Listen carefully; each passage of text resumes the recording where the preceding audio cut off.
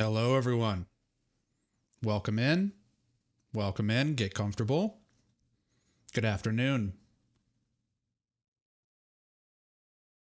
Audio looks good. Video looks good.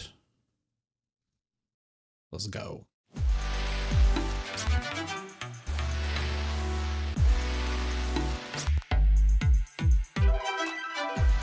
Hello. Welcome, friends, to Alpha Beta Soup. It's TXMC. We're here on FOMC Day. It's beautiful. May 1st, 2024. Welcome in, everyone. So, what we'll do today, we got the interest rate decision. It just dropped, and I think nothing changed. I was just looking on my Twitter, and I believe they just held the rate steady, which is not surprising. What we're going to do today is watch some FOMC together. Leave interest rates unchanged. You're at 5.25 to 5.5. That's exactly what everyone thought they were going to do. So, here's what we'll do today. We're going to watch the markets and FOMC together. We'll put Powell over here in the corner. We'll watch the markets. I'll kind of get out of the way. I'm going to do it similar to the way my friend Blockchain Backer does it, because he often streams on these FOMC days. A lot of times, I end up watching him just kind of like see what people are saying while we're watching the press conference. Also see how the markets are moving at the same time. But he's not streaming today, and I wasn't doing anything. So I thought I'll just take the mantle. I will live stream FOMC. So we'll hang out for, the next half an hour or so. We'll look at some data together. And then once Powell comes on, I'm going to get off the mic and we will watch the press conference. And then afterwards, we'll wrap up. I'll give a few thoughts on things I might have heard, and then we'll wrap up then. But I'm glad you're here. Thanks for being here. So a couple of housekeeping notes for the channel. I turned off the channel memberships. And the reason I did that, I really appreciate everyone becoming channel members. Like, it was completely optional, obviously. I just turned them on because someone asked that I turned them on a few months ago.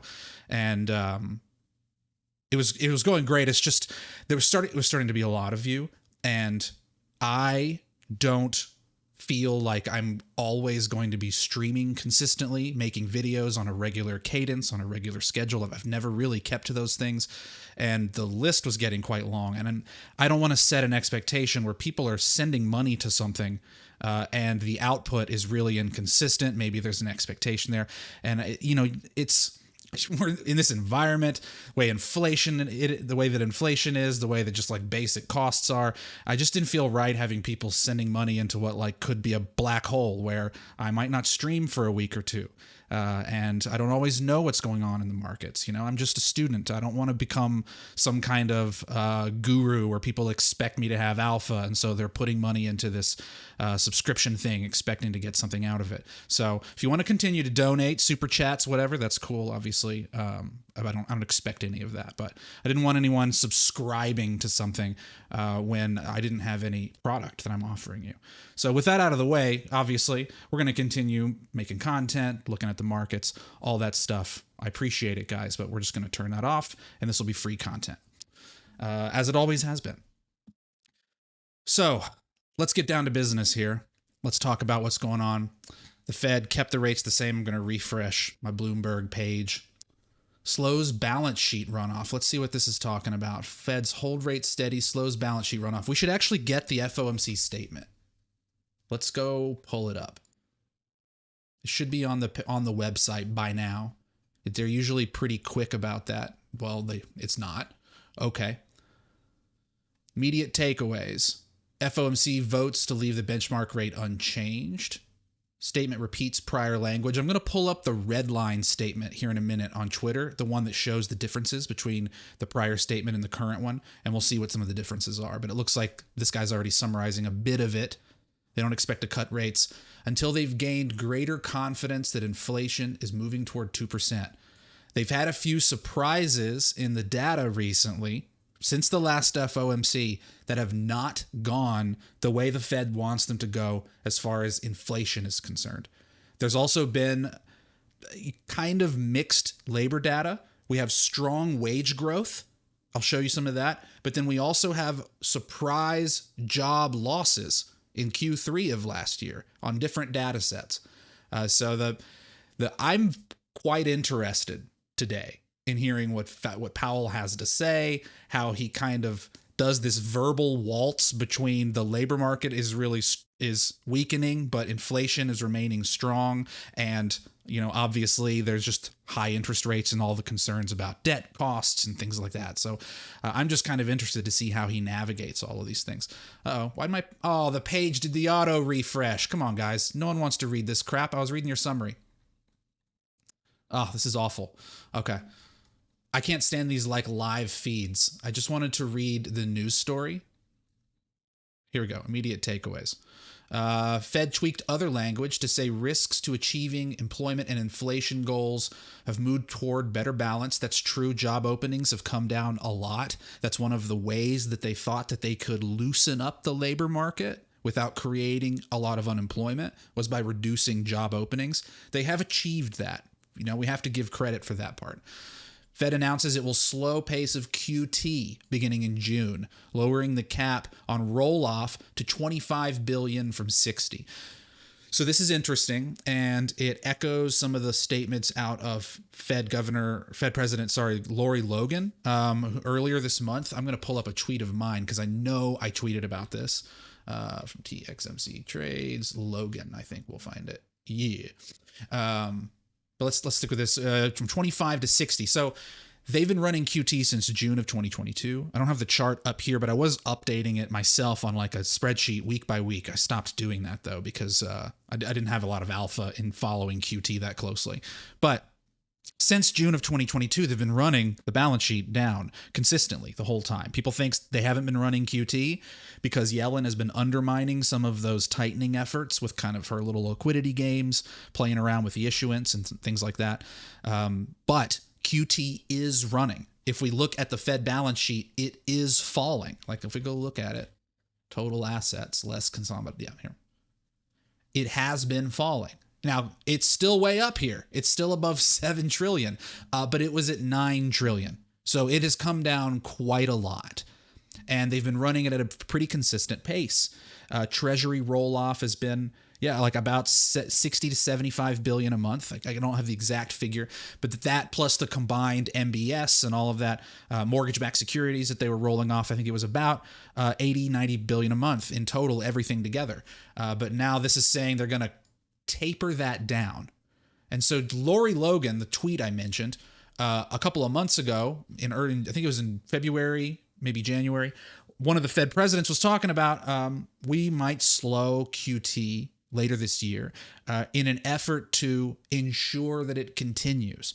Because I think what they're worried about is as the reverse repo has been coming down, which represents kind of excess liquidity, as they're watching the levels of bank reserves, and this process has been going on now for 2 years, they'd like, if their policy gets to run the way that they'd like it to at the Fed, they would like the QT to continue going for the next couple of years and rolling off more balance sheet. As they stated when they began the process, they thought it would be a multi-year process. They're 2 years in. They'd like it to keep going. But they also realize that if they run it at too aggressive a pace, as they approach kind of the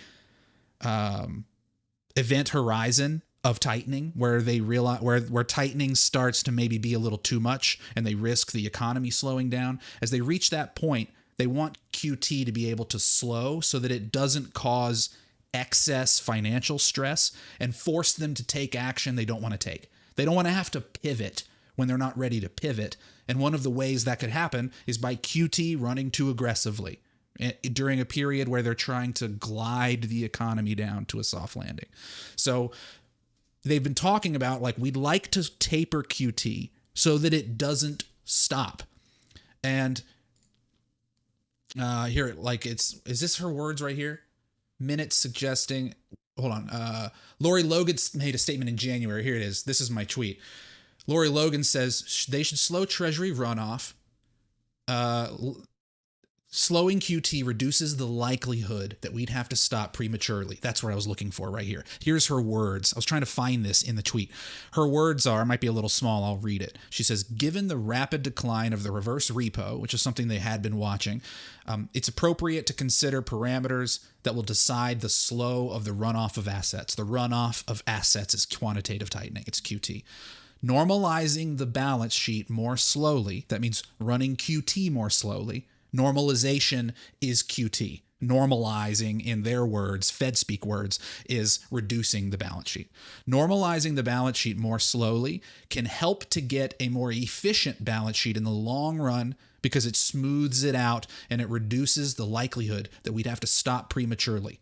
So when she said this, I saw countless takes from people saying that this is bullish, that this is dovish, when that's not it at all. They're not trying to stop QT. They want it to keep going. And so I think we're seeing that manifest now a couple of months later, and it sounds like they're going to start it in June.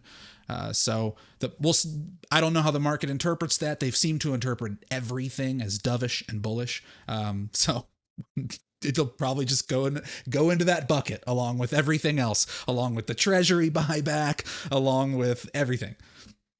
Officials maintain the pace of runoff for MBS. So here, they're reducing Treasury bill runoff. I was explaining how they've been running off Treasuries at like 60 billion, but then the MBS, the mortgage-backed securities, they've been running off at like 30 billion, and combined, it's been about 80 or 90 billion a month.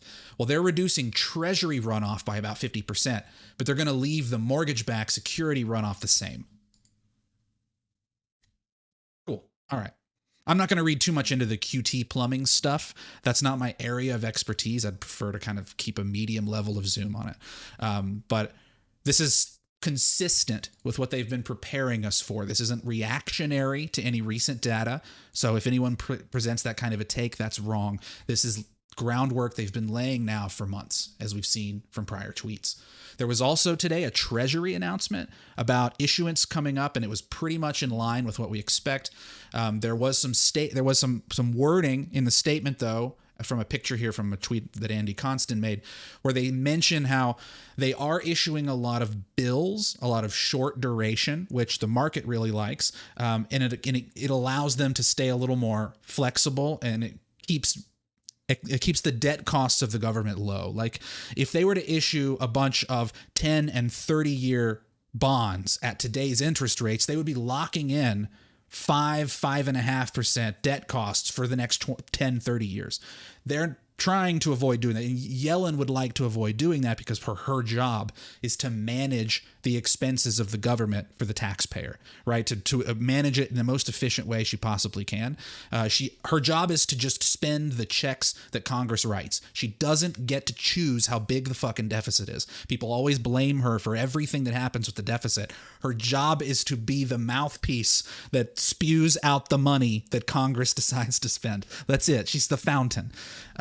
But if she issues a lot more bills and shorter duration things that roll more frequently, though they reflect the Fed interest rate of 5.5%, but they expire sooner. And so if they anticipate that rates will be lower in a year from now or 18 months from now, then they will get an opportunity to reduce debt costs, all else being equal, if they stick to more shorter duration. And that's what we've been seeing Yellen do for the last year since the debt ceiling resolution stuff last summer. And so we're seeing that carry forward into this year. They've been issuing a lot of bills, trying to not dump a bunch of duration on the market, because if they dump duration, meaning like 5, 7, 10 years and up, that would really run a risk of hurting risk assets, like exacerbating hurt to risk assets. So she's trying to kind of slow bleed, drip water torture the markets rather than just dump it all on them. And here at the end of the statement today, it says the committee recognizes it's appropriate in the future to consider incrementally increasing coupon issuance, depending on how deficits are realized in the coming years. So what that means is that as we go on here, they will have to start issuing more duration. They can't fund the government entirely on 3 and 6 month bills. They have to issue a mix of durations. They have to provide those things to the market. And as the deficit grows, they run out of room for places to stuff the money, right? In terms of pockets of the market to issue debt to. And so they will have to issue more duration that will likely weigh on risk assets over time, slowly, and they're acknowledging that will have to happen as the deficits are managed and they are getting larger and larger. The messaging coming out of the Fed and coming out of the Treasury is increasingly vocal about the unsustainability of the U.S. fiscal situation, about our deficits. Powell said openly on 60 Minutes a couple of months ago, we're on an unsustainable fiscal path. He said the same thing in FOMC's past. It's just if you don't watch the press conference, you wouldn't have seen him say that. But he said it on 60 Minutes to the Nation a couple of months ago. And then just yesterday, there were multiple quotes out of Janet Yellen about how the deficits are concerning. She has concerns about them, and we're on an unattractive path with deficits.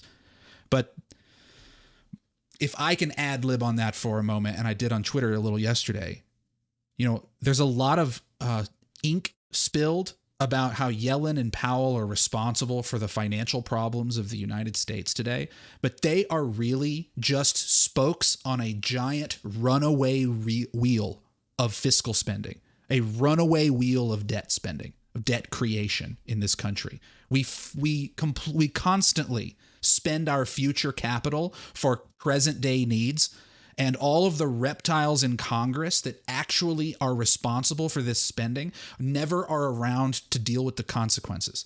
They spend from the future for today to enrich themselves and their crony lobbyist friends, and we spend more time bitching about Jerome Powell and Janet Yellen than we do about those old fucks in Washington.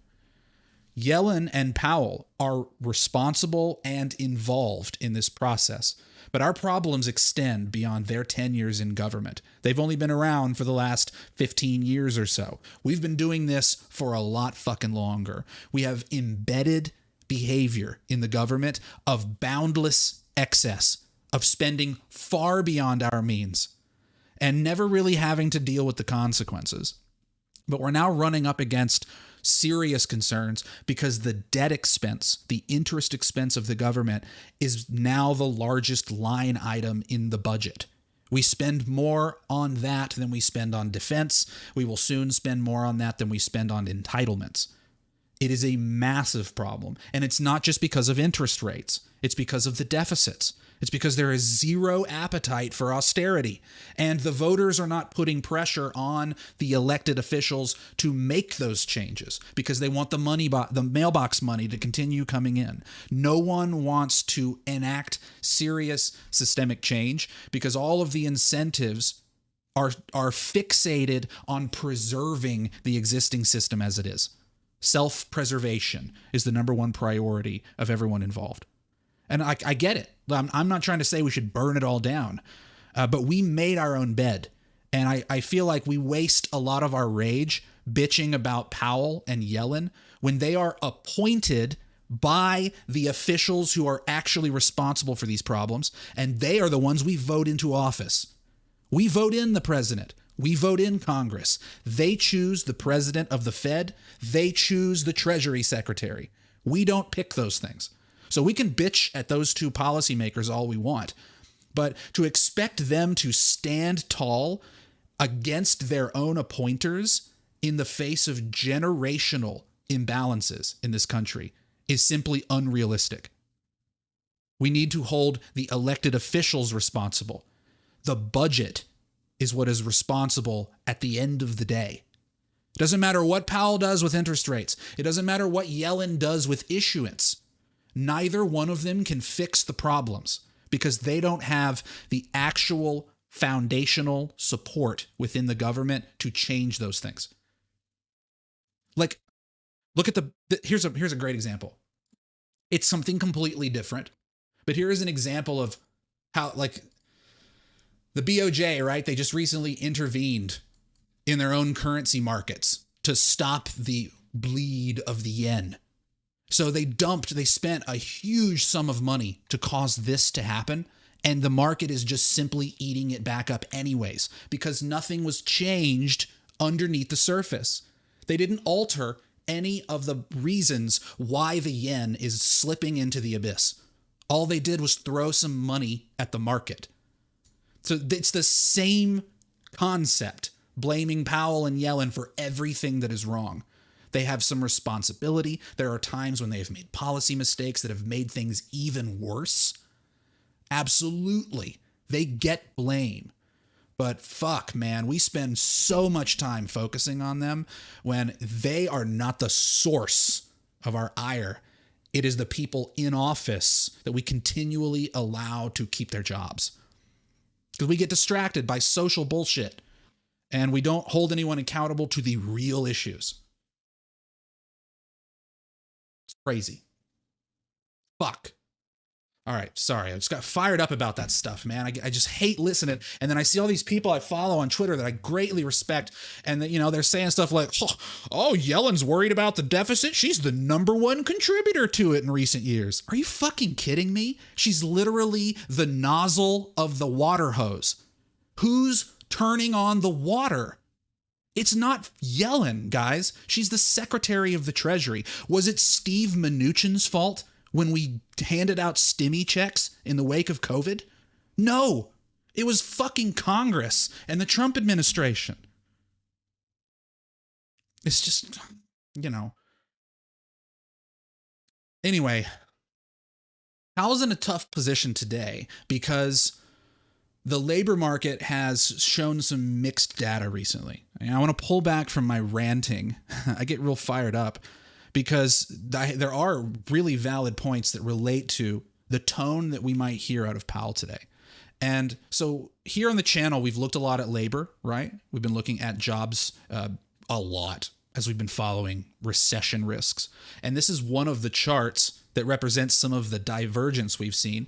And it's the divergence between non-farm payroll growth and household employment growth. Right, non-farm payrolls is the establishment survey where they ask the businesses about the jobs, and then household employment's when they ask the households about their jobs. And they've diverged from each other. Non-farm payrolls in black is still growing at slightly higher than the average from 2011 to 2019 between the GFC and COVID. It's slightly above that average. But household employment, the people themselves, have been showing negative job growth on a 6-month annualized rate for the last 3 months. Net losses, are chopping around in household employment. And so we've had this huge divergence between these two lines. And if you look back through history, we haven't had that divergence a lot. We've saw it a bit here in the 60s. There was a lot of turmoil in the labor market then as well. But usually when these two get quite far apart, they're in and out of recessions. Or they're just not that far apart. And we've spent a lot of time here using up energy trying to pick apart the labor market and figure out where's the weakness. How is it that we're still seeing so much strength in non-farm payrolls, but when we look at different slices of labor, like people who filed unemployment, people who claim that they lost their jobs but aren't on unemployment, part-time workers, hours worked, all that kind of stuff, those show weakness, right? They're starting to kind of taper down, but headline job growth hasn't really done that. Well, we got some data last week that is a surprise. And, some of you guys who follow me a lot, you recall that I was very vocal in Q4 of last year that I thought we were getting near a real crunch time, that signals were flashing. I was really worried. The stock market was reaching out to its, close to its final extensions off the great financial crisis. Bitcoin was in the retracements. And then we started seeing all this weakness in labor. Suddenly there was a big slowdown in household employment. That's when we first got some of these negative values on a 6-month rate on household employment, while we've still been watching overall job growth slow down commensurate with past recessions here in the black line. And so in Q4, I was really worried. But non-farm payrolls kept going and it didn't actually break down. Well, we finally got some, where is my tweet? We finally got, oh my gosh, sorry guys. Here it is. We finally got some quarterly data in just last week, and it's from Q3 of last year. And it's really interesting because during the third quarter of last year, non-farm payrolls showed a total gain of like 250,000 jobs or something like that on a seasonally adjusted basis. And even though they have been revised down a whole lot, like almost every single monthly print of non-farm payrolls has been revised down slightly over the past year, like 80% of them have. Overall, it showed net job gains throughout the whole period of Fed tightening. We haven't yet seen any losses. Well, we got this quarterly thing called the business employment dynamics. And here we're going to wrap up here in about 5 minutes when Powell comes on. So I'm going to try to keep this quick. When we got this quarterly data, here's what it said. From June to September of last year, over this period, job gains from opening and expanding businesses were 7.6 million. Gross job losses were 7.8 million. Gross job losses from closing businesses was 7.8 million. Gross job gains from opening of businesses and expanding businesses was 7.6. So the net of those two is a net employment decline of 192,000 jobs in the private sector during the third quarter of 2023. So we were looking at growing non-farm payrolls. Let me zoom way the frick in here. We were looking at this positive non-farm payrolls while household employment was collapsing. And in Q4 of last year, I was screaming at you guys, dude, I think this is going to be a recession. Like this is crunch time when this stuff starts to happen. And then we finally get a more comprehensive look of labor from Q3 of last year. And surprise, surprise, we lost 192,000 jobs over a 3-month period. What are we going to learn about Q4? When this data comes in like June? Are we going to find out that we lost jobs in Q4 as well? Are my concerns going to be completely proven to be valid and totally founded? Like this is the reason why we look at the data in so many different slices and layers, is because you can't just follow the seasonally adjusted headline figure and think that you've got an idea of what's going on in the labor market. It just doesn't work that way. And you know, I just can't say I'm surprised. Okay, so we're getting close to crunch time here. Here's what we're going to do.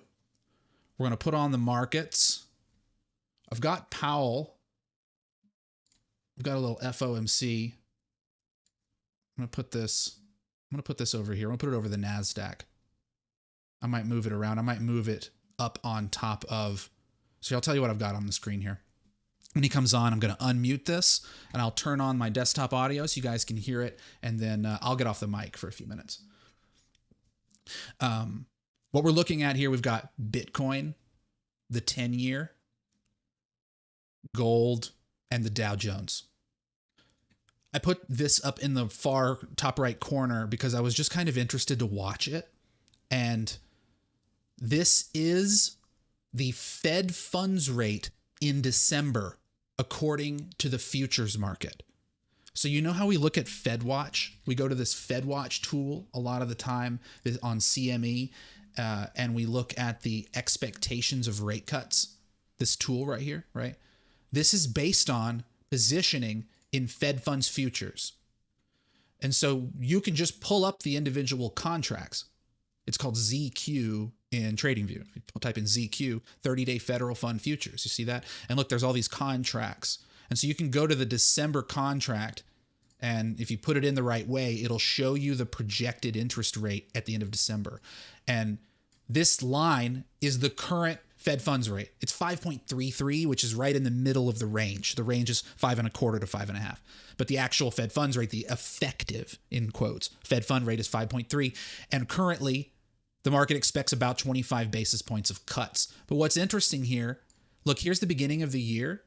And this is where the Fed funds rate was projected to be in December at the beginning of the year. And look how the projection has changed. It's gone up a whole 100 basis points just since the beginning of February. It was at 4%. Now it's back up to 5%.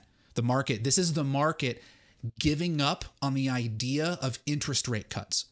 So what I want to watch today as we're listening to Powell here, is see if this starts going higher, if yields start going higher. Let's see if Powell ends up talking up the long end a little bit. Be real interesting to watch. And here he is.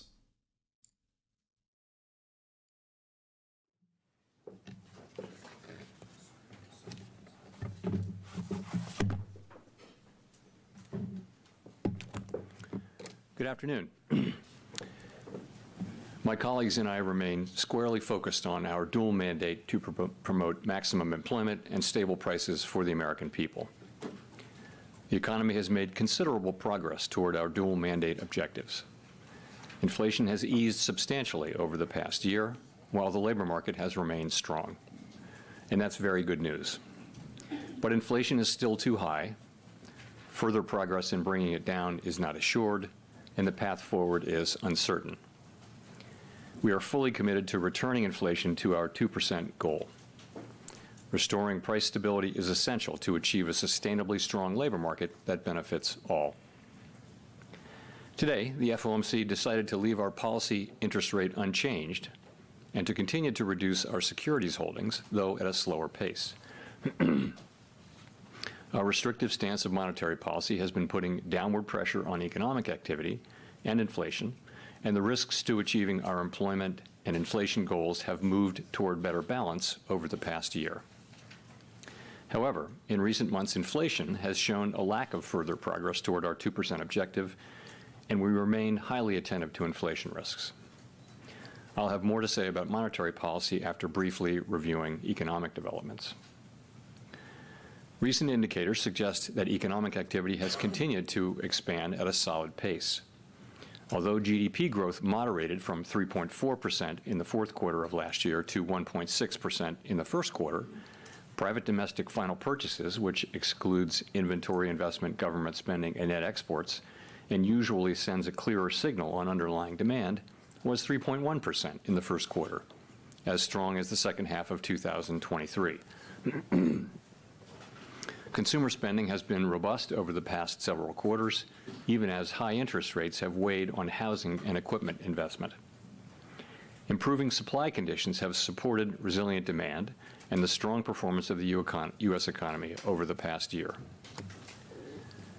The labor market remains relatively tight, but supply and demand conditions have come into better balance.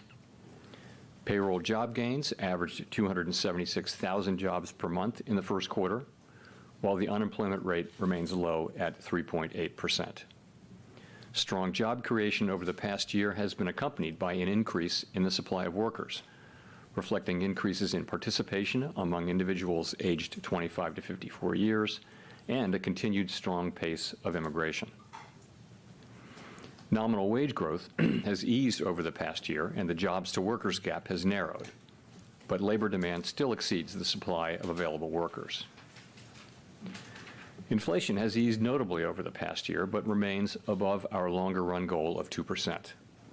Total PCE prices rose 2.7% over the 12 months ending in March. Excluding the volatile food and energy categories, core PCE prices rose 2.8%. The inflation data received so far this year have been higher than expected. Although some measures of short-term inflation expectations have increased in recent months, longer-term inflation expectations appear to remain well anchored, as reflected in a broad range of surveys of households, businesses, and forecasters, as well as measures from financial markets.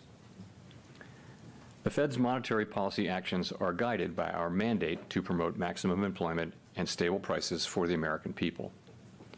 My colleagues and I are acutely aware that high inflation imposes significant hardship as it erodes purchasing power, especially for those least able to meet the higher costs of essentials like food, housing, and transportation.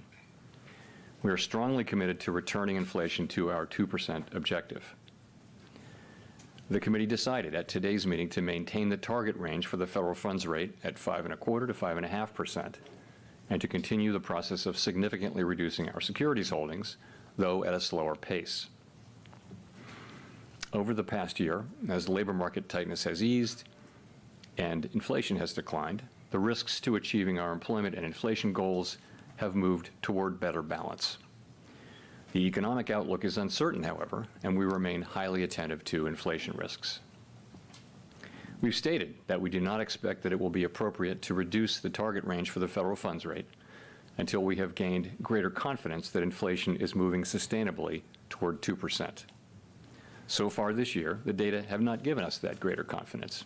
In particular, and as I noted earlier, readings on inflation have come in above expectations. It is likely that gaining such greater confidence will take longer than previously expected. We are prepared to maintain the current target range for the federal funds rate for as long as appropriate. We're also prepared to respond to an unexpected weakening in the labor market.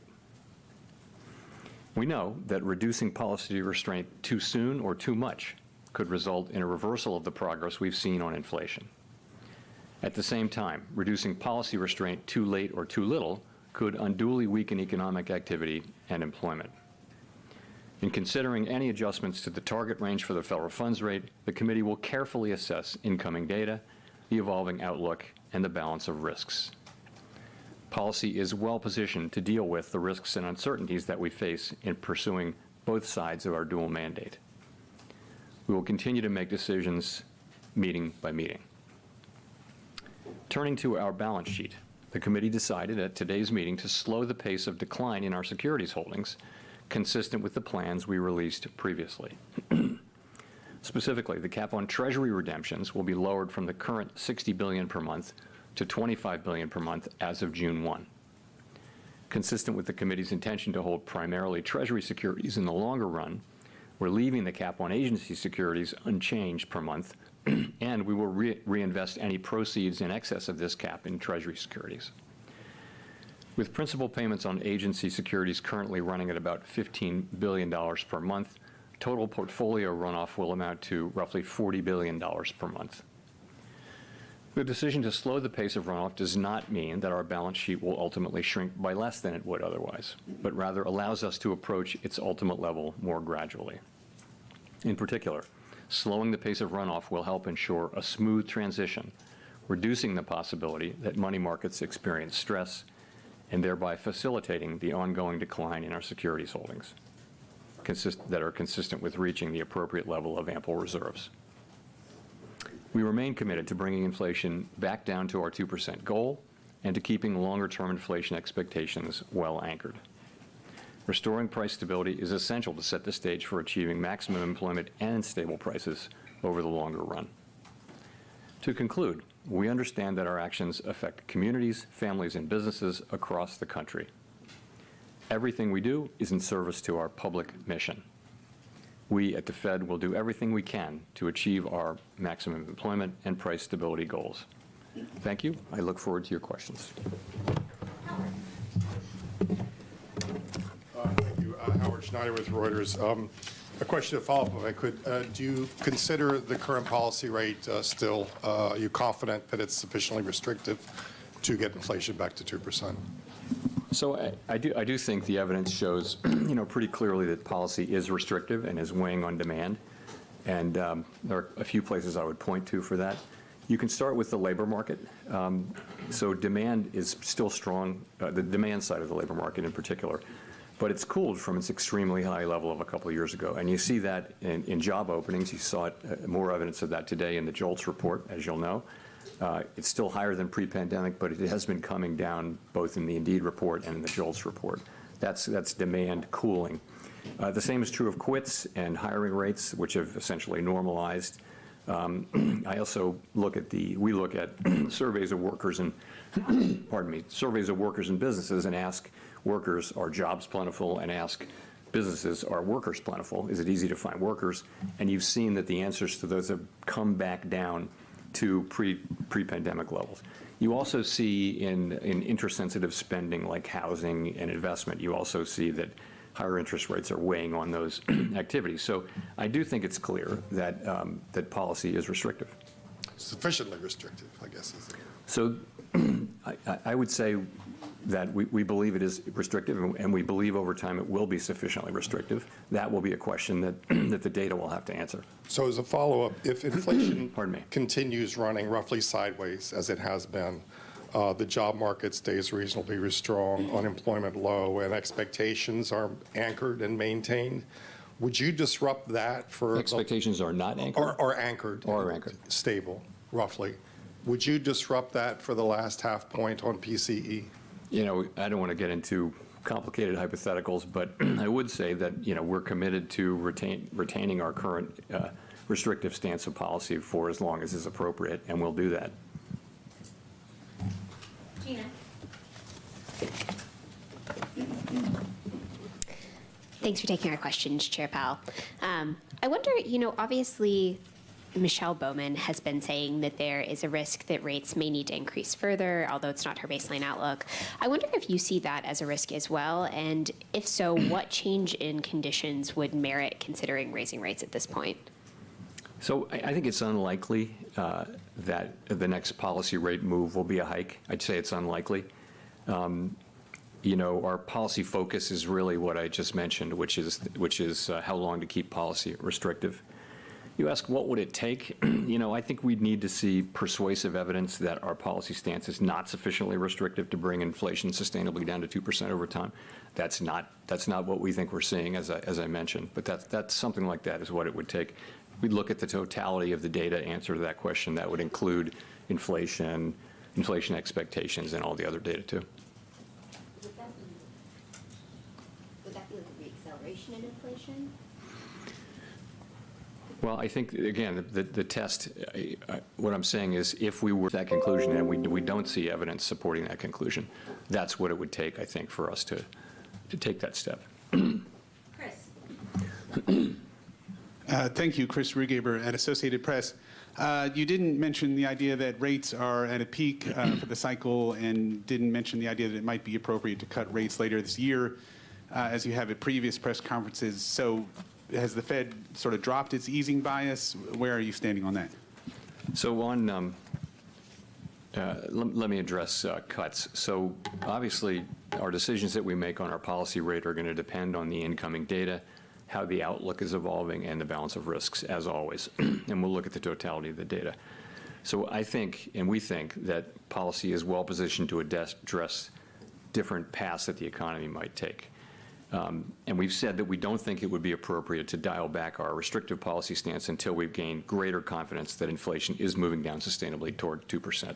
So, for example, let me take a path. If we did have a path where inflation proves more persistent than expected and where the labor market remains strong, but inflation is moving sideways and we're not gaining greater confidence, well, that would be a case in which it could be appropriate to hold off on rate cuts. I think there's also other paths that the economy could take which would cause us to want to consider rate cuts, and those would be, two of those paths would be that we do gain greater confidence, as we've said, that inflation is moving sustainably down to 2%, and another path could be, you know, an unexpected weakening in the labor market, for example. So those are paths in which you could see us cutting rates. So I think it really will depend on the data. In terms of peak rate, you know, I think really it's the same question. I think the data will have to answer that question for us. Well, and could you just follow on the path where you might not cut? Is that, you mentioned that it would be inflation persistent. I mean, is inflation, would that be the key data in making that decision, or could you expand a bit more on that? Thank you. Again, we've set ourselves a test that for us to begin to reduce policy restriction, we'd want to be confident that inflation is moving sustainably down to 2%. And for sure, one of the things we'd be looking at is the performance of inflation. We'd also be looking at inflation expectations. We'd be looking at the whole story, but clearly incoming inflation data would be at the very heart of that decision. Nick.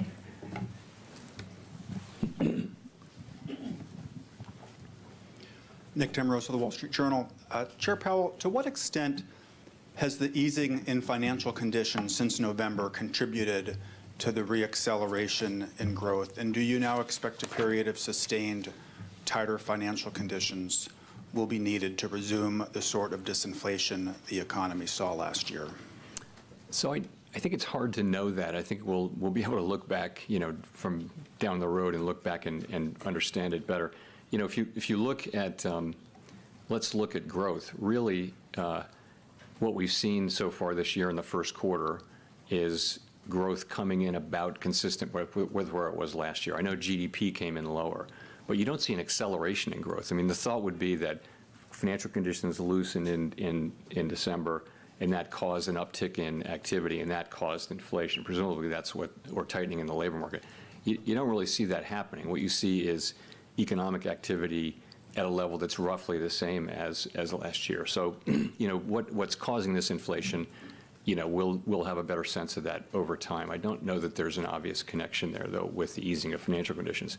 In terms of tightening, you're right. I mean, rates are certainly higher now and have been for some time than they were before the December meeting, and they're higher, and that's tighter financial conditions, and that's appropriate given what inflation has done in the first quarter. You've said in the past that stronger growth wouldn't necessarily preclude rate cuts. I wonder, would continued strength in the labor market change your view about the appropriate stance of policy if it was accompanied by signs that wage growth was reaccelerating? So I just want to be careful that we don't target wage growth or the labor market. And remember what we saw last year: very strong growth, a really tight labor market, and a historically fast decline in inflation. So and that's because we know there are two forces at work here. There's the unwinding of the pandemic-related supply-side distortions and demand-side distortions, and there's also monetary policy, restrictive monetary policy. So I wouldn't rule out that something like that can't continue. I wouldn't give up at this point on further things happening on the supply side, either because we do see that companies still report that there are supply side issues that they're facing, and also, even when the supply side issues are solved, it should take some time for that to affect economic activity and ultimately inflation.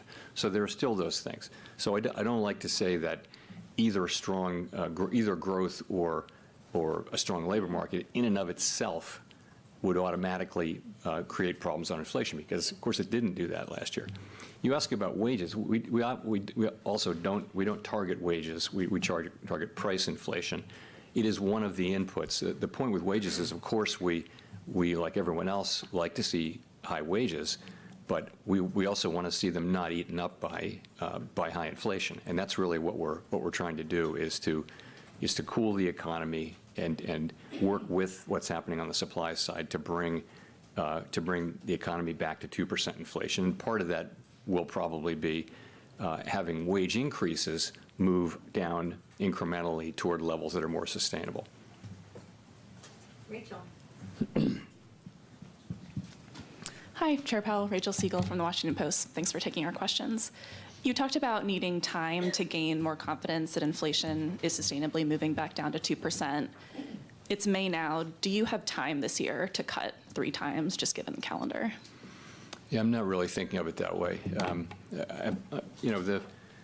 What we said is that we need to be more confident, and we've said, my colleagues and I today said, that we didn't see progress in the first quarter, and I've said that it appears then that it's going to take longer for us to reach that point of confidence. So I don't know how long it'll take. I can just say that when we get that confidence, then rate cuts will be in scope, and I don't know exactly when that will be. And with hindsight, are there any signs that you can look back on now, looking at the reports from January or February or March, that suggested something more worrying than just expected bumpiness?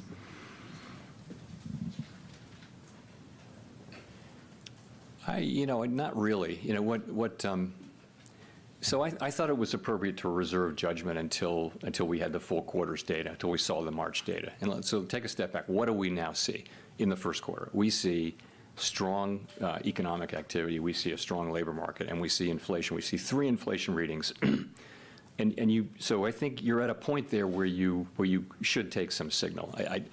We don't like to react to 1 or 2 months' data, but this is a full quarter, and I think it's appropriate to take signal now, and we are taking signal. And the signal that we're taking is that it's likely to take longer for us to gain confidence that we are on a sustainable path down to 2% inflation. That's the signal that we're taking. Steve. Yeah, Mr. Chairman, if I could, Steve Leisman, CNBC, if I could follow up on that. what particular areas were sort of temporary or blips in the inflation data in the first quarter? And what's the dynamic by which you expect them to work out in the coming months and quarters? Yeah. So we will, we will put the thing, we have put the thing under a microscope. I will say nothing is going to come out of that that's going to change the view, I think, that in fact we didn't gain confidence and that it's going to take longer to get that confidence. But confidence, I just think, you know the story. What's happened since December is you've seen higher goods inflation than expected, and you've seen higher non-housing services inflation than expected, and those two are working together to sort of be higher than we had thought. And there are stories behind how that happened, and I think my expectation is that we will, over the course of this year, see inflation move back down. That's my forecast. I think my confidence in that is lower than it was because of the data that we've seen. So we're looking at those things. We also continue to expect, and I continue to expect, that housing services inflation, given where market rents are, those will show up in measured housing services inflation over time. We believe that it will. It looks like that there are substantial lags between when lower market rates turned up and for new tenants, and when it shows up for existing tenants or for in housing services. So, if I could just follow up, is there a bit of a contradiction in the idea that you are reducing quantitative tightening, which is sort of an easing, while you're holding rates steady at a restrictive rate to try to slow and cool the economy and inflation? Thank you. No, I wouldn't say that, no. I mean, the active tool of monetary policy is, of course, interest rates. And this is a plan we've long had in place to slow, really not in order to, to provide accommodation to the economy, but to be less restrictive to the economy. It really is to ensure that the process of shrinking the balance sheet down to where we want to get it is a smooth one and doesn't wind up with financial market turmoil the way it did the last time we did this, and the only other time we've ever done this. Craig. Craig Torres from Bloomberg. Two questions. First, simple one. Given the run of data since March, has the probability in your mind of no cuts this year increased or stayed the same? That's the first question. Second question. Chair Powell, you joined the board in 2012, and I'm sure you remember, as I do, what the jobless recovery was like. Lawyers, accountants, all kinds of highly qualified people who couldn't get jobs. And given your history there, I wonder if there's an argument for being more patient with inflation here. We have strong productivity growth. That's helping wages go up. We have good employment. And so it seems to me there's a lot of hysteria about inflation. I agree, it's, nobody likes it, but is there an argument for being patient and working with the economic cycle to get it down over time? Thank you. So on your first question, I don't have a probability estimate for you, but all I can say is that,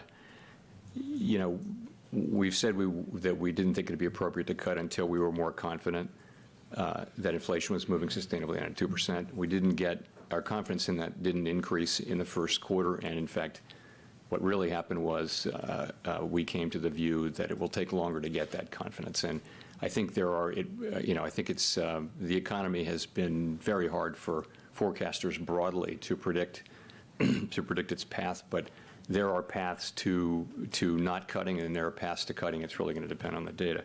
In terms of the employment mandate, to your point, if you go back a couple of years, our sort of framework document says that when you look at the two mandate goals, and if one of them's further away from goal than the other, then you focus on that one. It's the time to get back there times the times how far it is from the goal, and that was clearly inflation. So our focus was very much on inflation, and this is what we referred to in the statement. As inflation has come down now to below 3% on a 12-month basis, it's become, we're now focusing, the other goal, the employment goal, now comes back in to focus. And so we are focusing on it. And that's how we think about that. Claire. Claire Jones, Financial Times. Thanks a lot for the opportunity to ask the questions. Just to go back to the answer before the previous one, it seemed to suggest that you think the likeliest path of inflation is one that's going to allow you to have a situation where rates are lower at the end of the year than they are right now. It'd be good if you could just confirm whether or not that's a correct reading. And the Q1 GDP print has led to some to start mentioning the term stagflation with respect to the US economy. Do you or anyone else on the FOMC think this is now a risk? Thank you. Yeah, I'm not dealing really in likelihoods. I think there are paths that the economy can take that would involve cuts, and there are paths that wouldn't. And I don't have great confidence in which of those paths. I think I would say my personal forecast is that we will begin to see further progress on inflation this year. I don't know that it will be sufficient. I don't know that it won't. I think we're going to have to let the data lead us on that. In terms of your question, your second question was stagflation. I guess I would say I was around for stagflation, and it was 10% unemployment. It was high single digits inflation. Right now we have very slow growth. So right now we have 3% growth, which is pretty solid growth, I would say, by any measure, and we have inflation running under 3%. So I don't really understand where that's coming from. And in addition, I would say most forecasters, including our forecasting, was that last year's level of growth was very high, 3.4% in, I guess, the fourth quarter, and probably not going to be sustained and would come down. But that would be our forecast. That wouldn't be stagflation. That would still be to a very healthy level of growth. And of course, with inflation, we will return inflation to 2%, and that won't be. So I don't see the stag or the inflation, actually.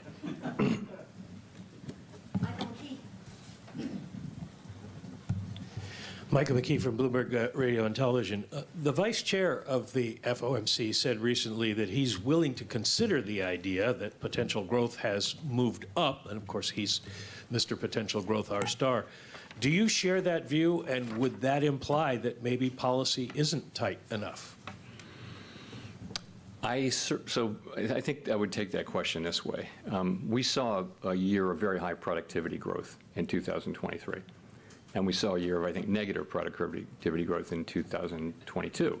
So I think it's hard to draw from the data. The question is, will productivity run? There are two questions. One is, will productivity run, persistently above its longer run trend? I don't think we know that. In terms of potential output, though, if that's a separate question.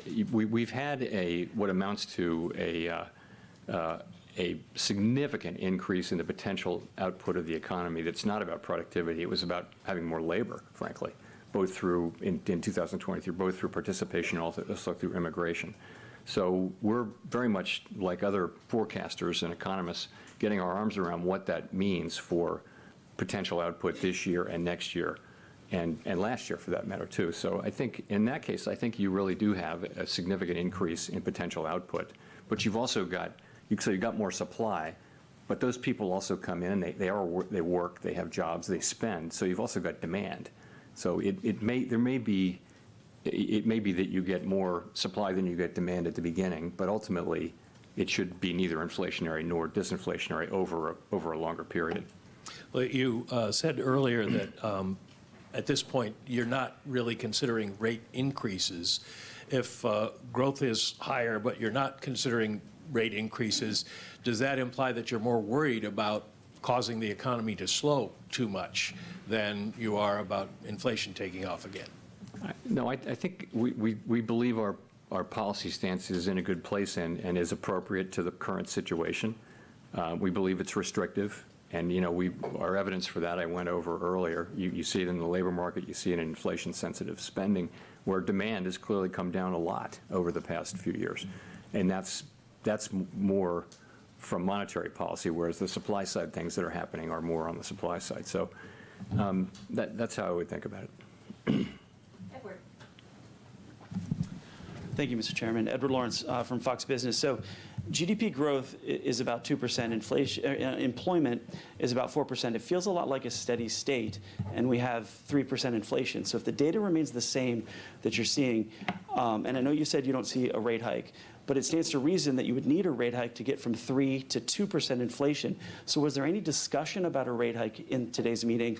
And are you satisfied with 3% inflation for the rest of the year? Well, of course, we're not satisfied with 3% inflation. 3% can't be in a sentence with satisfied.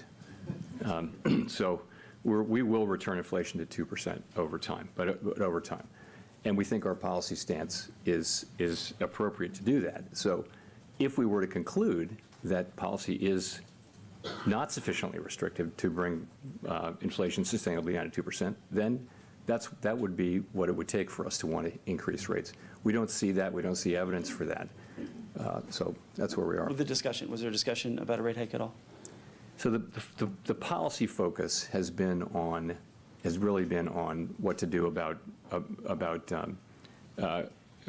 holding the current level of restriction. That's part of the policy. That's where the policy discussion was in the meeting. I wanted to follow on the 3%. Is there a time frame of persistent inflation that would trigger a rate hike? There isn't any rule. You can't look to a rule. These are going to be judgment calls. Clearly, restrictive monetary policy needs more time to do its job. That is pretty clear based on what we're seeing. How long that will take and how patient we should be, it's going to depend on the totality of the data, how the outlook evolves. Victoria. Hi, Victoria Guido with Politico. You've talked about your commitment to being apolitical and nonpartisan, and I was just wondering, given that it's an election year, is the bar for rate changes higher close to an election? And similarly, is there a significant economic difference between starting to cut in, say, September versus December? So we're always going to do what we think the right thing for the economy is when we come to that consensus view that it's the right thing to do for the economy. That's our record. That's what we do.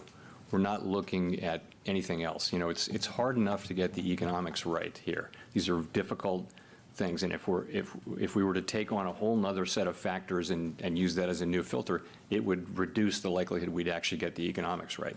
So that's how we think about it around here. And we're at peace over it. We know that we'll do what we think is the right thing when we think it's the right thing, and we'll all do that. And that's how everybody around here thinks.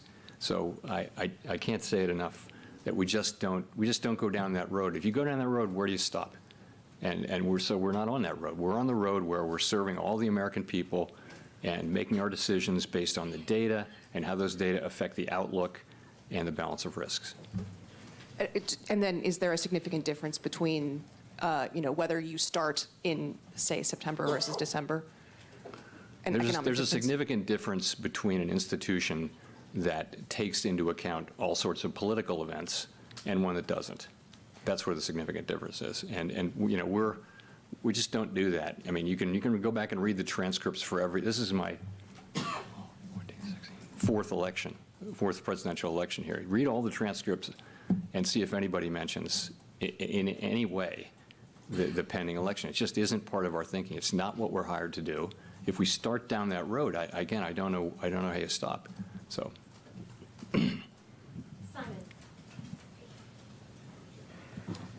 Thank you, Chair Powell. Question about the labor market. You've mentioned a few times that the labor market is normalizing. Certainly today's JOLTS data suggested that things are kind of getting back to pre-pandemic levels. One thing that hasn't normalized is wage growth, which is still quite a bit stronger than before the pandemic. I wonder if you can share your analysis of why that's happening. Is it a lagging indicator or something else going on? So I think if you go back to where wages peaked, wage increases peaked a couple, 3 years ago, essentially all wage measures have come down substantially to that. But they are not down to where they were before the pandemic. They're still roughly a percentage point higher. And we've seen pretty consistent progress, but not uniformly. And you'll note the ECI reading from Tuesday was expected to have come down, and essentially it was flat year over year, I think, roughly. So, yeah, I mean, that part of it is bumpy. And again, we don't target wage increases, but in the longer run, if you have wage increases running higher than productivity would warrant, and then there will be inflationary pressures.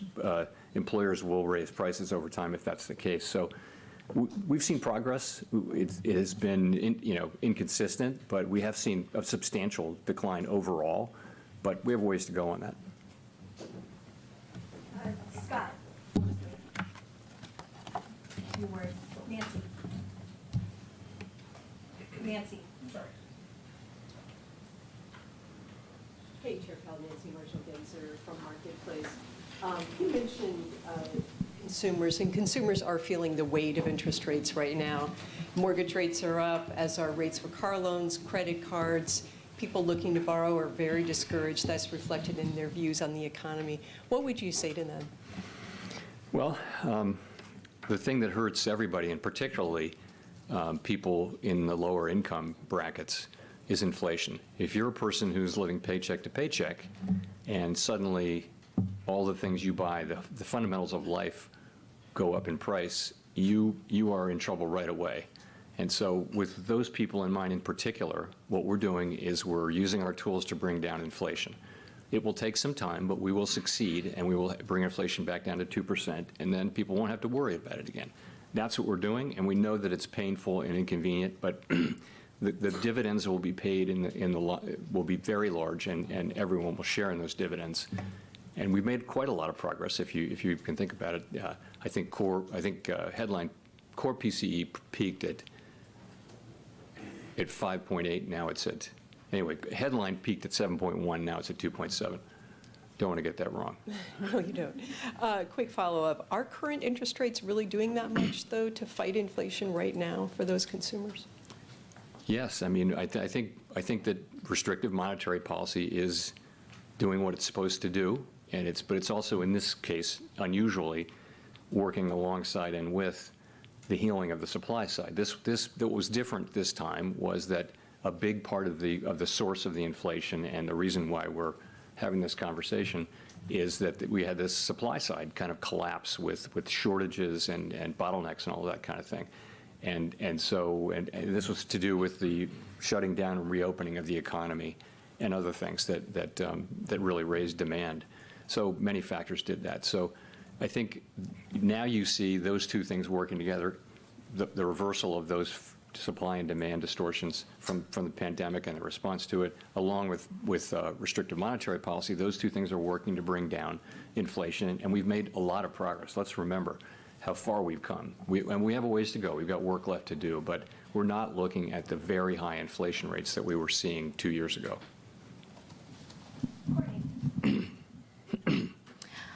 Courtney Brown from Axios. Thanks for taking our questions, Chair Powell. I wanted to follow up on something you mentioned earlier on housing inflation. There's kind of been this long-awaited disinflation in shelter that still hasn't arrived. So I guess two questions. How do you explain the substantial lags between some of the private sector data we're seeing and the government data? And how confident are you that rents will be helpful on the inflation front in the coming months?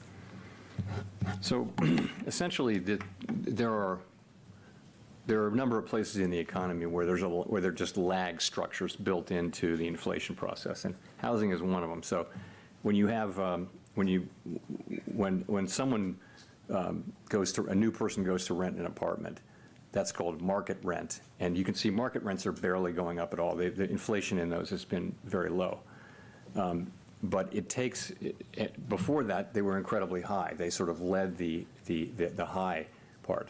So what happens is those market rents take years, actually, to get all the way into rents for tenants who are rolling over their leases. Landlords don't tend to charge as much of an increase to a rollover tenant for whatever reason. And what that does is it builds up a sort of an unrealized portion of increases when there have been big increases. And what happens is, you know, it's complicated, but the story is it just takes some time for that to get in. Now, I am confident that as long as market rents remain low, this is going to show up in measured inflation, assuming that market rents do remain low.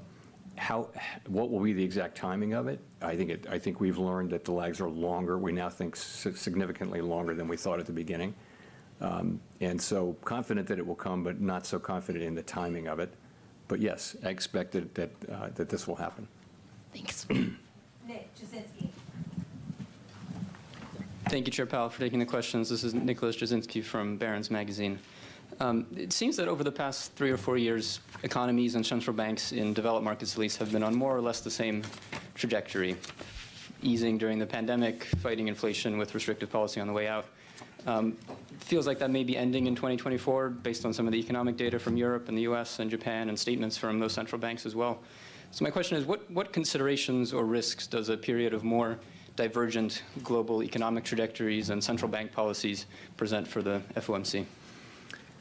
So you're right. I think that may happen, and you know that we all serve domestic mandates, right? So I think the difference between the United States and other countries that are now considering rate cuts is that they're just not having the kind of growth we're having. Their inflation is performing about like ours or maybe a little better, but they're not experiencing the kind of growth we're experiencing. So we actually have the luxury of having strong growth and a strong labor market, very low unemployment, high job creation, and all of that. And we can be patient, and we'll be careful and cautious as we approach the decision to cut rates, whereas I think other jurisdictions may go before that. In terms of the implications, I think obviously markets see it coming. It's priced in now, and so I think the markets and economies can adapt to it. And I think we haven't seen, in addition for the emerging market economies, we haven't seen the kind of turmoil that was more frequent 20 years ago, 30 years ago. And that's, I think, partly because emerging market countries, many of them have much better monetary policy frameworks, much more credibility on inflation. And so they're navigating this pretty well this time. Jennifer. Thank you, Chair Powell. Jennifer Schonberger with Yahoo Finance. You sort of backed away from the notion that the economy would need to encounter pain for inflation to come back down. But given sticky inflation data in the first quarter, can disinflation still happen along a relatively painless path for the economy, or is some softening in the labor market and the economy likely needed to bring inflation back down? So you're right. I think we thought, and most people thought there would have to be probably a significant dislocations somewhere in the economy, perhaps the labor market, to get inflation all the way down from the very high levels it was at the beginning of this episode. That didn't happen. That's a tremendous result. We're very, of course, gratified and pleased that that hasn't happened. And if you look at the dynamics that enabled that, it really was that so much of the gain was from the unwinding of things that weren't to do with monetary policy, but the unwinding of the distortions to the economy, supply side problems, and also some demand issues as well. The unwinding of those really helped inflation come down. Now, as I've said, I'm not giving up on that. So I think it is possible that those forces will still work to help us bring inflation down. We can't be guaranteed that that's true, though. And so we're trying to use our tools in a way that keeps the labor market strong and the economy strong, but also helps bring inflation back down to 2% sustainably. We will bring inflation down to 2% sustainably. We hope we can do it without significant dislocations in the labor market or elsewhere. And speaking of dislocations in the labor market, in terms of cutting, you said if there were weakness in the job market, that could be a reason to cut rates. So if the unemployment rate were to tick above 4%, but inflation not back down to your 2% target, how would you look at that? Would the unemployment rate popping back above 4% catch your attention? I said an unexpected weakening is the way I characterize it. So, and I'm not going to try to define exactly what I mean by that, but it'd have to be meaningful and get our attention and lead us to think that the labor market was really significantly weakening for us to want to react to it. A couple of tenths in the unemployment rate would probably not do that, but it would be a broader thing that would suggest that it would be appropriate to consider cutting. And I think whether you decide to cut will depend on all the facts and circumstances, not just that one. Chair Powell, thanks for taking the question. Kyle Campbell with American Banker. You've said that broad and material changes are needed for the Basel III endgame proposal, and you've mentioned that a reproposal is something that's on the table. As you've had more time to sort of sit with the public commentary, process that, and understand the options available to you, do you have a better sense of whether a reproposal will be necessary?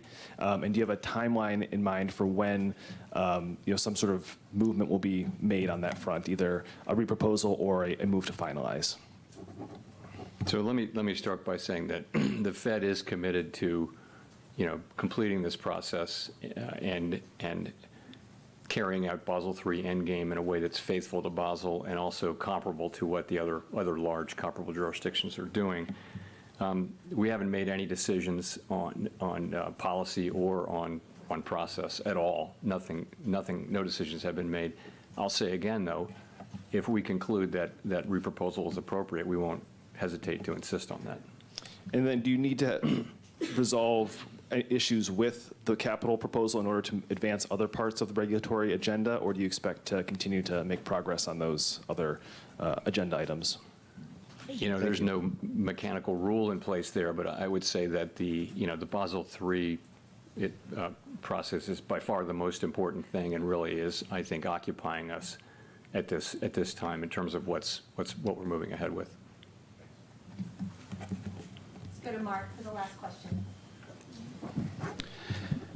Thank you, Mark Hamrick with Bankrate. Mr. Chairman, what can you tell us about the approach that you take with your role in the sense of trying to achieve consensus, which you recently identified as a priority, while allowing for a range of views or even dissent?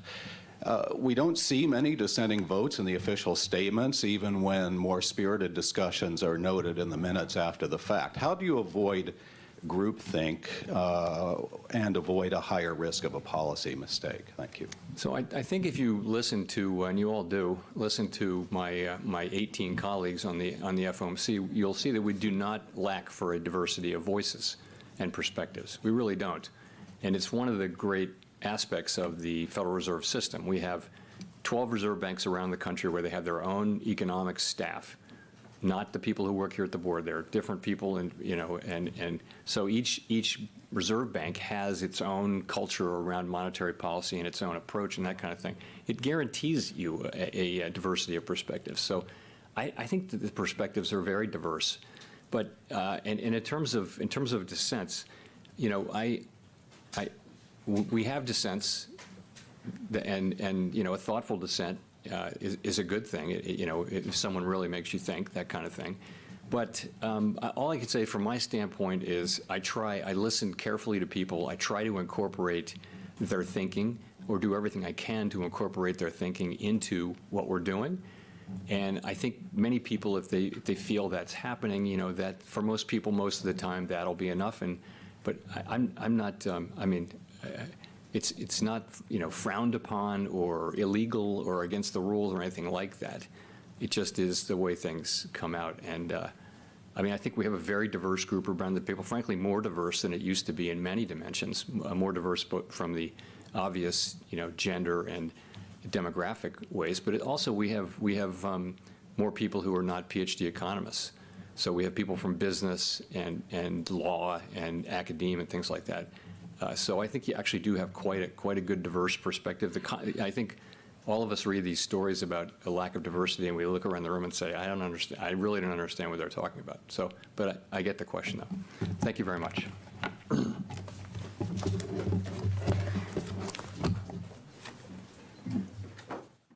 All right. There was the FOMC. Kind of interesting.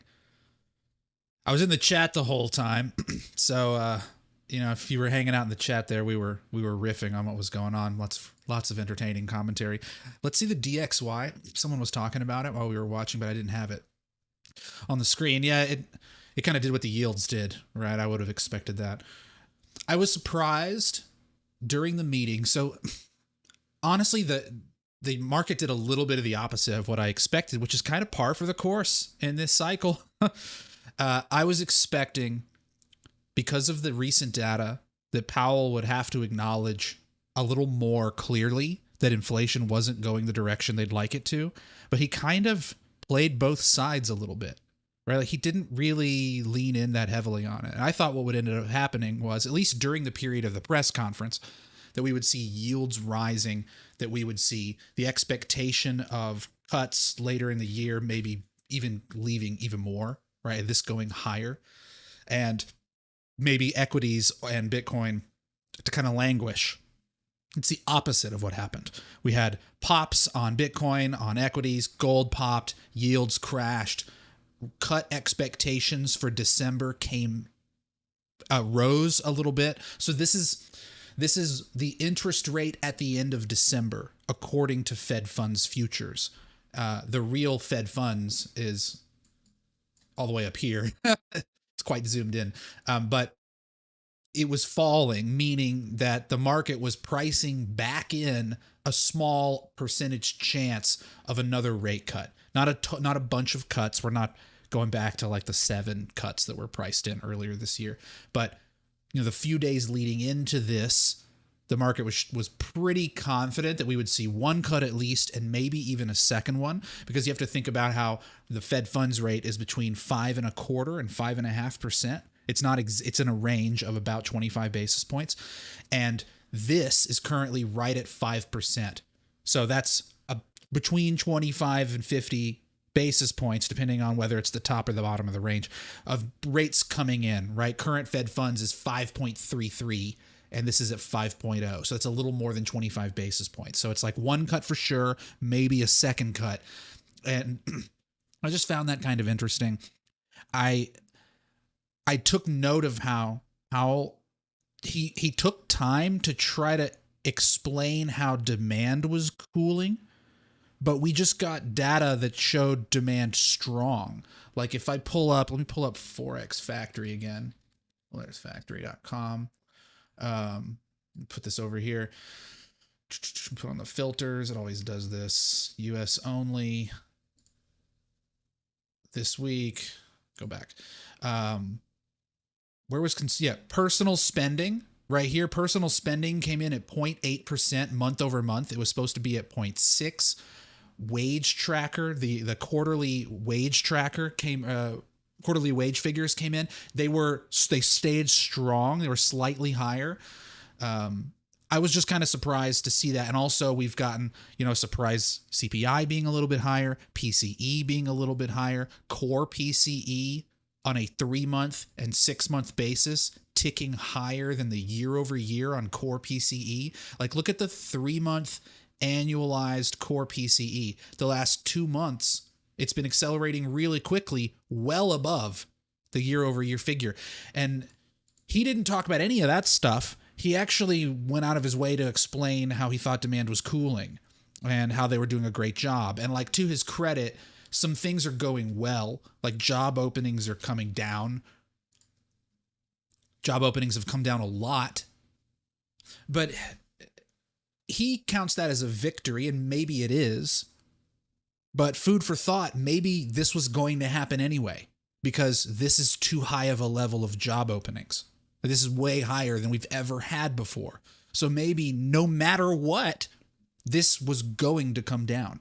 So does that mean that their policy is effectively, that the channel that they've identified is actually occurring based on their actions? Or is this just something that was naturally going to mean revert, and they're claiming it as evidence that they're doing the right thing?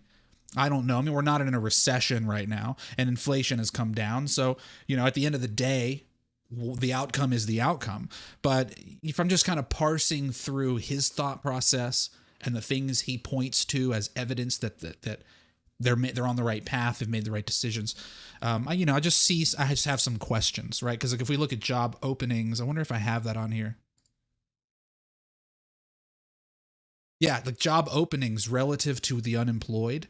a proxy for tightness in the labor market is up here, right? This reflects the job openings number, right? You see that big spike? Here's the big spike. And look, it's above the last 70 years. So was this just going to mean revert back down into here already? Whether they raised rates or not, I don't know. That's not necessarily evidence that monetary policy is where monetary policy needs to be. That's just an example of mean reversion on a very overextended chart. But you guys know where I stand. The job numbers are what they are. We see weakness in household figures. And I showed you right before Powell came on that we got that quarterly data that showed Q3 actually had net job losses. So when we get the Q4 data, I think in June, I believe it's in June, might be in July, then we'll find out if Q4 was as bad as Q3.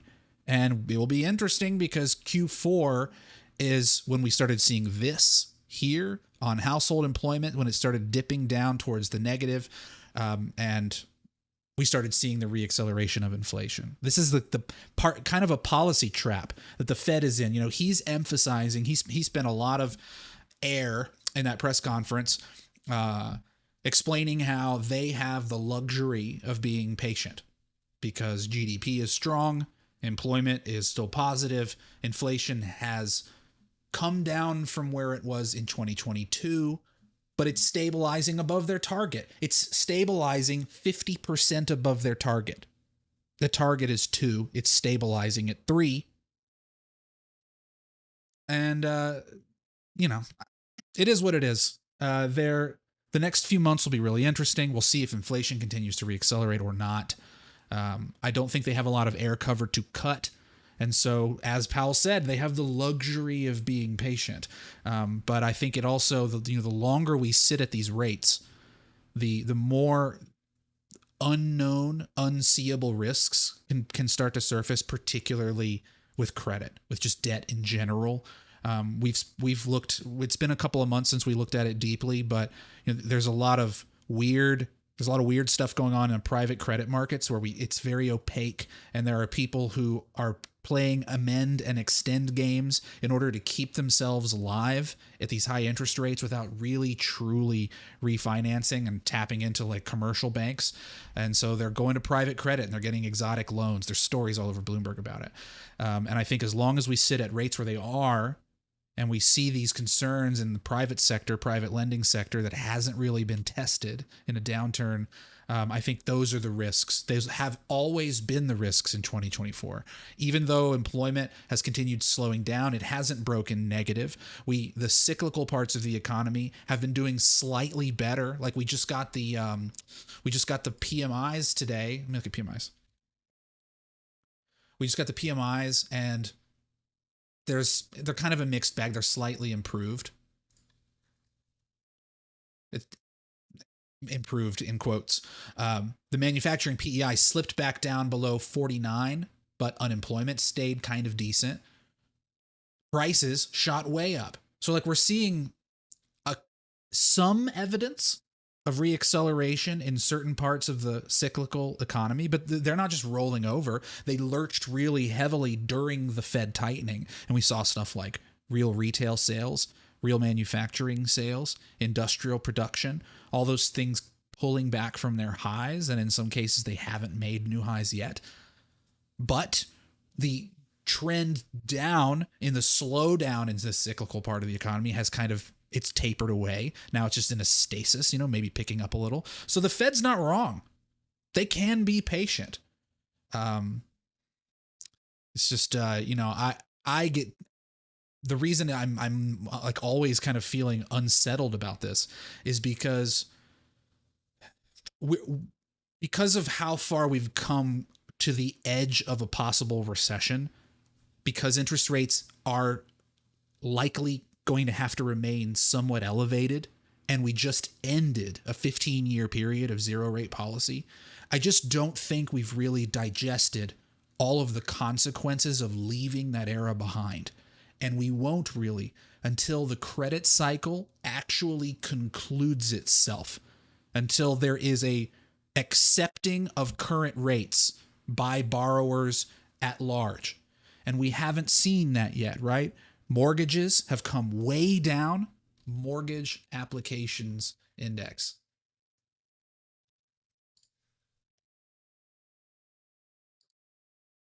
No, not that. Show me the line.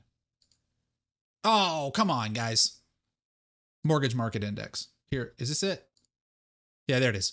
Mortgages, this is on it's a column chart. There you go. Line chart. Mortgage market has not recovered from where it was when we started the tightening back here.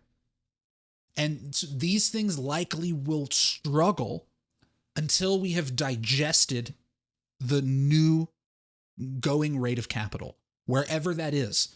If it's not zero, then we have to digest that truth. And right now, there are people across the spectrum who are avoiding that as long as possible. They're avoiding refinancing on a house. They're avoiding rolling their debts as corporates. They're tapping private credit to defer interest to get payment in kind loans. That we've looked at a lot of this stuff. My Twitter is littered with it. And the credit cycle has been continually kicked. But because of what the Fed just told us, they have the ability to stay patient because the economy is still doing okay. People's incomes are still okay. They mostly still have jobs, and GDP is still positive, that they don't have to do anything. They're not going to get the air cover to cut rates in this environment, not with inflation re-accelerating. And so the credit cycle is just kind of floating in midair. The credit markets are just kind of floating. Commercial bank lending has slowed way down. Mortgage market has slowed way down. We got all these people sitting in their houses. That stuff's not moving. It feels like there is some kind of a resolution point. I don't know what that looks like. I don't know if it's something the Fed does. I don't know if there's like a rise in defaults that creates nervousness, or maybe a bunch of new housing supply comes on the market and it starts pulling prices down faster, more across the nation rather than just in places like Austin, where I live, where we had a way huge housing bubble that just straight up popped. That hasn't happened across the nation. Everything's just kind of in a stasis. And that's what makes me unsettled, because we didn't reset the clock the way that we have in the past, and we can start a new expansion from low interest rates, debts being refinanced, zombie companies rinsed out, all of the deleveraging having occurred. That hasn't happened yet. We're not in a great financial crisis situation, but we're in a different environment where we've lived at the lower bound of interest rates for a decade and a half and built up a lot of excess at that cost of capital, and then we rapidly changed things. And now we're just walking forward as if that's fine. That's totally fine. Everything's cool, guys. Look around. Everything's great. But that was just 24 months ago. That's not a long time. So we'll see. We'll see how it goes. Market seems to be bullish-ish. The net response today has been bullish. We'll see. I'm not going to get into a lot of TA. We're going to keep this about the FOMC today. I'm actually about to wrap up. I appreciate you guys hanging out. I hope you enjoyed watching FOMC with me. It was a little hard to follow Powell as closely as I'd like because I was shooting the breeze in the chat with you guys. But that's okay. We hope we had a good time. Make sure you're subscribed to the channel. And that's where I'm going to wrap up my thoughts today. Hit the like button if you haven't already. Share this channel and this video with your friends. And we'll be back here sometime soon. I don't know exactly what day. I'm not going to promise a day. I will schedule it beforehand, or I'll just make my own video. We'll see. But I appreciate you guys hanging out with me on a Wednesday. Going to let you go. Got to take care of some household things. Have a great afternoon. Thanks for being here. Take care of each other. Take care of your friends and your families. And we will meet back here very soon. Cheers, everyone. Wait. Wait. Let me acknowledge some of the chat activity before I go. I would be rude of me not to do that. Chris donated early on. Chris and Akumal donated. Says TXMC, your newsletter with BCB was awesome. Take my money. Now that you've deactivated subs, why, bro? Thanks for all you do. We appreciate you. Thank you, Chris. Thank you very much. Armday donated, says, hey, can you give us reassurance like BCB does on altcoin markets? What are my thoughts on ETH? I'm not going to get into some TA today. Thank you, Armday. Thanks for hanging out in the chat and providing some entertainment during the FOMC. That's amazing. But I'm not going to get into altcoin analysis today. It's just the total divergence from what we've been talking about. But next, we'll look at some of that stuff next time. Stakes at 135 donated and says Substack was fire. Like I said, you're my best follow. Thank you very much. Big Shroom also said doomed to fail. Thanks for your content. I guess you mean doomed to fail for the economy or for the Fed. Yeah, they're in a box. They're in a tough position. They're not trapped. The Fed is never trapped. They always have options available to them. It's just which ones are more palatable. They're in a kind of a sticky place. Powell eased his sentiment a little too quickly in Q4 of last year before the data fully confirmed the turn. And maybe he was worried about economic stuff. Maybe he saw some of what we just found out about employment in Q3. I don't know. But that caused some reacceleration and a crash in financial conditions in terms of towards easiness. And it's made his job of fighting inflation a little more difficult than it needed to be. Andy Philpott donating. Thank you, Andy. Andy was one of the biggest gifters we had when I was doing the channel memberships. And so I appreciate all the support, Andy. Thanks so much, my guy. And then Nature Symmetry also donated, said keep it up. Thank you, everyone. I'm sorry I waited till the very end to do that. I saw them going by during the press conference, and it just slipped my mind. But thank you for all the support, and now I will let you go.